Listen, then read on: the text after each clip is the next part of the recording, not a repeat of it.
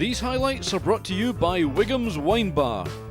Wiggum specialise in seafood and have a massive choice of fine wines and champagne.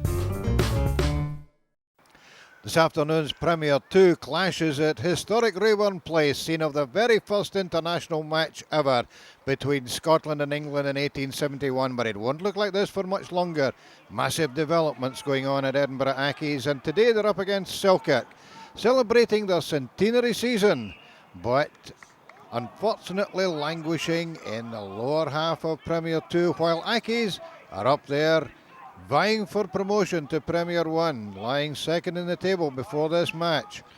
And after 20 minutes, Alistair Lyle having a wee dip at the Accies defence, but a bit of a fumble there by standoff Gavin Craig, and that was a chance for Ross Brown, the centre, looking for support, didn't need it, going all the way despite a despairing tackle by Fraser Harkness as he went over to open the score for Accies. Wee grin there, thinking to himself, well, I was lucky probably to get all the way. Accies kept up the pressure. Deep inside the Selkirk red zone, but well cleared there. But the ball only going as far as winger Phil Trodden. Trodden picking up a nice angle there, taken out by Fraser Harkness. But they're all coming back on Accies' side. The pressure still on the visitors. And this time, the forwards deciding they're going to try it on their own. Hooker Joe Edwards driving forward there. Sinclair Patience going in to give him a hand. And Mike Campbell waiting for the ball to come back. Out it goes. And Accies keeping up the pressure. Edwards again. Patrick Cooper having a wee dip. The Selkirk defence having to work very, very hard here. And Luke McCann almost over. Taken out, but finally the ball, lovely wee inside ball there from Rory Bonner to Kevin Gartside. Yes, the fullback enjoyed that one, but he picked up that line beautifully, saw the gap in the Selkirk defence and was through it like a flash. And one of the most satisfying things for a try scorer is to add 2 points to your own score, and that's exactly what Gartside did to bring up a 12-0 half-time scoreline for Accies. These highlights are brought to you by Wiggum's Wine Bar. Wiggum specialise in seafood and have a massive choice of fine wines and champagne.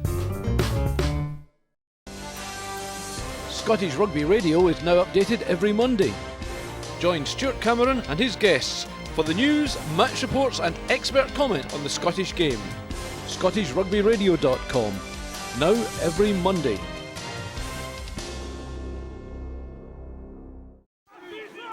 Into the second half, and Selkirk knew they had to get points on the board quickly if they were going to salvage anything from the game. And the forwards piling in early on, working on the flank there, young Scott Tomlinson. And speculative kick there, but is anything going to come of it? Yep. They certainly made sure.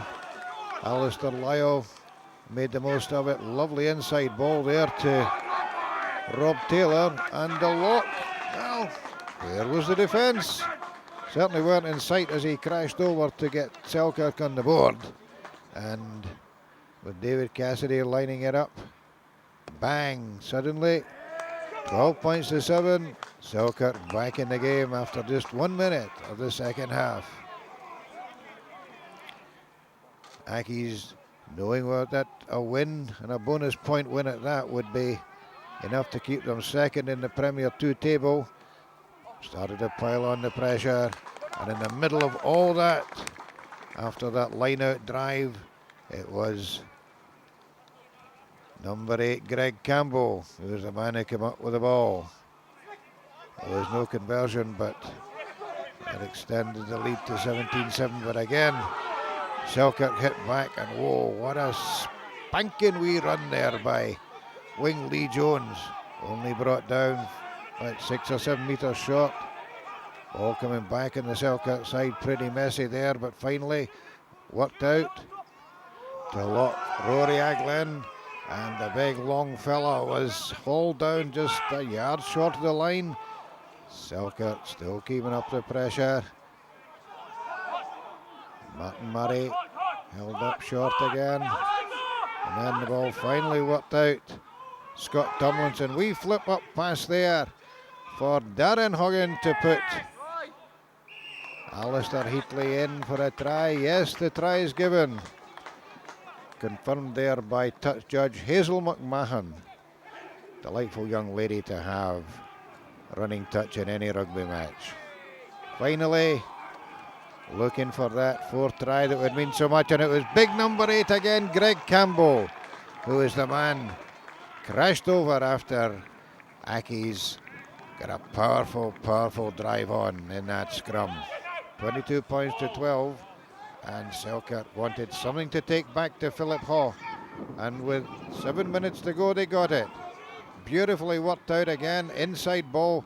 My goodness, they can play some smart rugby when they want, can Selkirk. And that move ended up with Lee Jones, who had a very good afternoon, coming off his own wing and scoring on the right hand side to take it to 22-17. And that was the final score. Accies finishing the game with that kick to touch. Gary Gordon, whistle goes for full time, and both sides were taking something from what was a cracking game at Rayburn Place.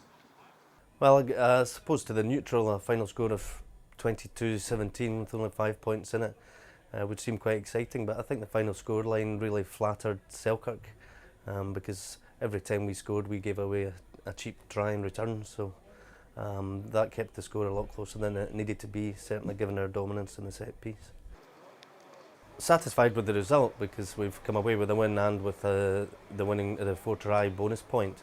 Not satisfied with the performance because discipline let us down at crucial times when we should have really been taking charge. And the guys are a bit flat, to tell the truth, despite having a good result. So that result keeps Edinburgh Accies in second place in Premier 2, and the 1 point for Selkirk could be crucial at the end of the season. This is Ron Evans for Scottish Rugby Television at Rayburn Place. These highlights are brought to you by Wiggum's Wine Bar. Wiggum's specialise in seafood and have a massive choice of fine wines and champagne.